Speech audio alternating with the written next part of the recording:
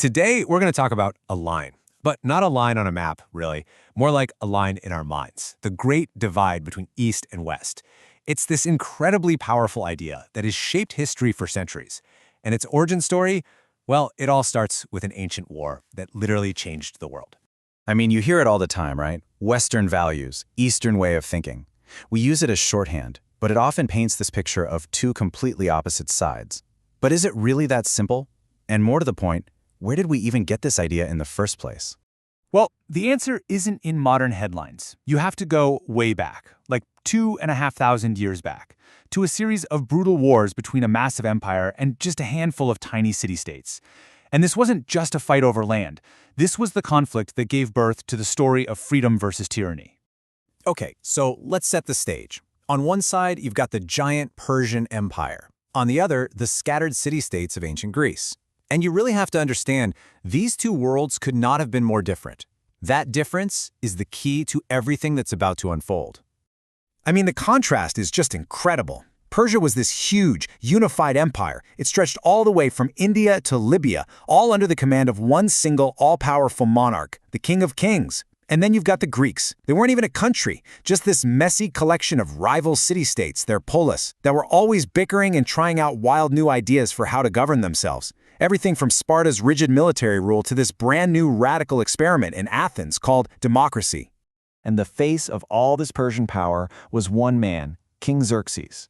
Now, from his point of view, these little Greek states on the edge of his massive empire weren't just annoying. They were a tear in the fabric of the world order. They were a problem that needed solving.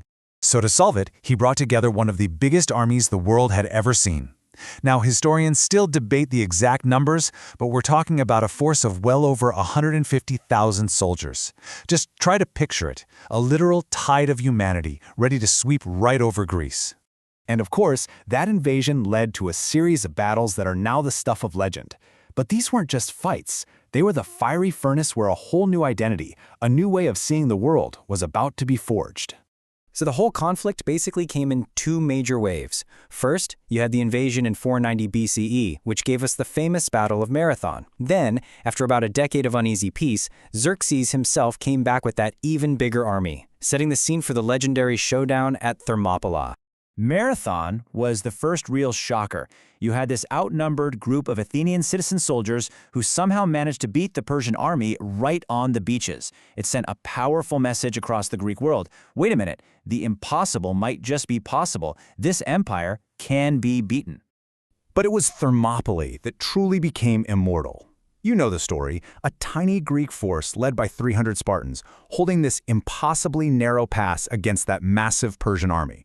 Now, spoiler alert, they lost the battle itself, but their sacrifice, their last stand, became this incredible symbol of defiance against overwhelming power.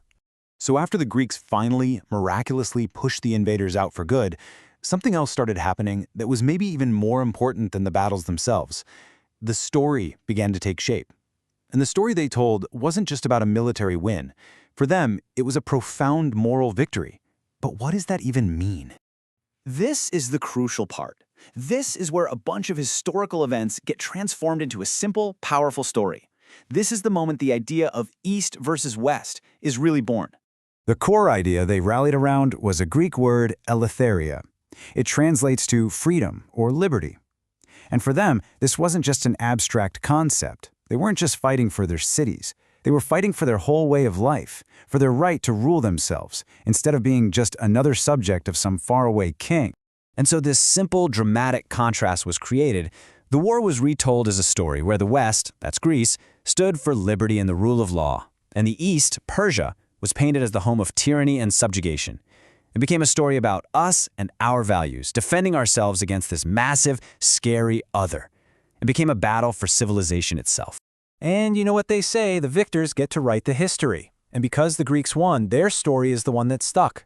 Writers like the historian Herodotus recorded it all, creating this incredibly powerful narrative, this template for looking at the world that would prove to be unbelievably influential. Which brings us right back to today, because that ancient story has a very, very long echo that we can still hear all around us. So why does any of this ancient history matter? Because that framework, that lens of a free, democratic West against a tyrannical, oppressive East, it never really went away.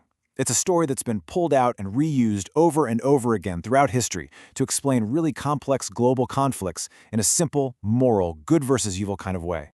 So the next time you hear language that neatly divides the world into two sides, a side of freedom and a side of tyranny, it's worth taking a second to remember where that simple story first came from. And it leaves us with one heck of a question. How much of our modern world are we still seeing through the eyes of an ancient Greek soldier?